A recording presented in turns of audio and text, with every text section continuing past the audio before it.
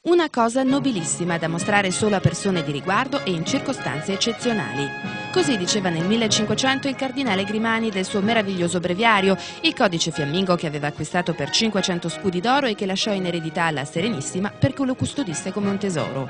È infatti un capolavoro assoluto, arricchito da raffinate decorazioni, fregi preziosi e 120 miniature a piena pagina che raccontano la vita dell'uomo nella sua quotidianità campestre. Oggi uno dei 750 esemplari riprodotti grazie alla Salerno editrice e alle ultime tecniche tipografiche è stato donato dalla Regione Veneto al Patriarca di Venezia.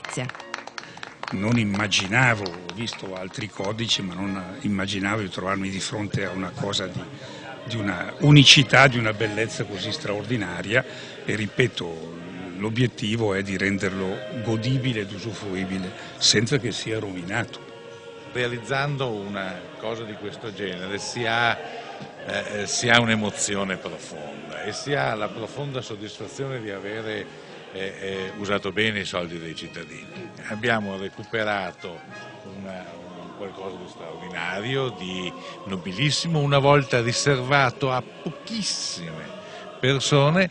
Il manoscritto originale è gelosamente custodito nella Biblioteca Marciana, ma le riproduzioni possono essere acquistate dai privati per 22.000 euro o dalle biblioteche e dalle università. Insomma, un gioiello che invece di rimanere nascosto ora potrà essere ammirato anche dal grande pubblico e che rappresenta un po' un paradigma di ciò che potrebbe fare la stessa città di Venezia.